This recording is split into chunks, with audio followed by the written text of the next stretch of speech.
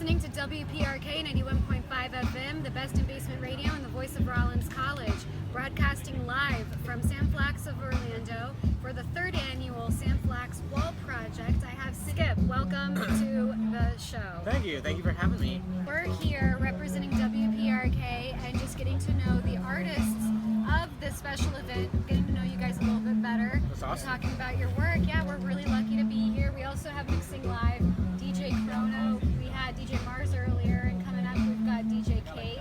DJ Chrono's the best. Yeah, DJ Chrono's Me and him used to perform yeah? together back in the day. Oh, cool. Very cool. Well, you're here not for music today, you're here for art, although you do music as well, Yeah. and other media, TV. We'll get into all of that. First, tell us about your mural and what you chose to paint and your statement behind that. All right. Well, if you come by Sam Flax once, the third in line, and it's the girl. It's a satire. What I do with my artwork is called Franchise Industries. That's my brand, and it's satirical, humorous artwork that uses the humor as kind of like an entrance to be able to put a little bit of a message out there. So it's a play on the Morton Salt girl, and she's standing in the rain, and she's super sad, and behind her pill bottle is opened up, and instead of salt spraying in the wind, it's a bunch of pills. And the name of the piece is We've Got a Pill for That.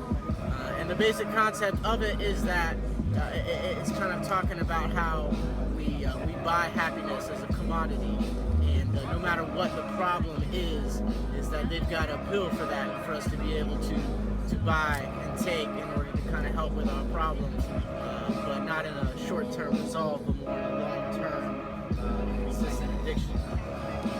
Yeah, actually, there's a lot of criticism that goes into the pharmaceutical industry that they're not in the business to make people feel better. They're in the business to keep people sick, so that these prescriptions sort of serve as subscriptions that a person's constantly having to buy into, and that's they market to keep people sick so that they constantly have the dependency on the medication, and therefore they make more money. Yeah, I mean, it's a crazy cycle, and that's, one of the responsibilities that I feel with what I do with my artwork, Franchise Industries, is that it is a commentary, but it also exists.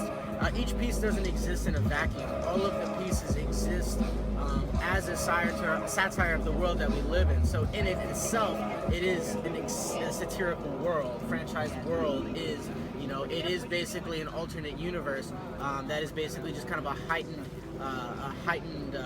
and more saturated version of the world that we live in already.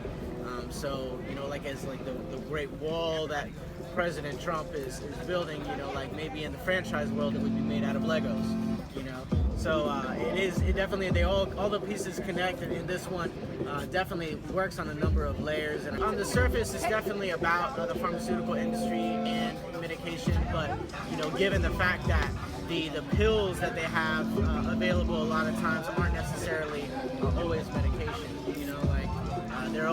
There's always something to be sold. There's always something to be bought and purchased. And at the end of the day, what we hope to achieve is happiness, and that's what we're willing to fork over all of our money for and hope to hopefully get.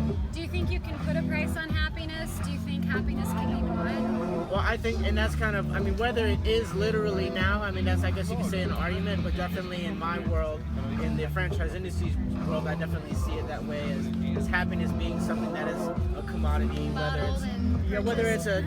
it's food or drink or medication or drugs or sex or, regardless of what the medium is, nothing comes for free. And I think every day we wake up and we go to work and we get home from work and we go out to the bar, we go out to the restaurant, we hang with the family.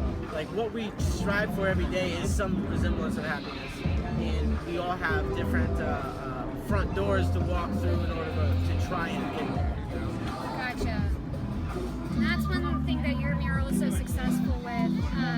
I think that it's one that you can look at and completely understand the message just by viewing it. If you are interested in learning more about Skip's process, you can visit his social media, /CSEE Skip, SKIP.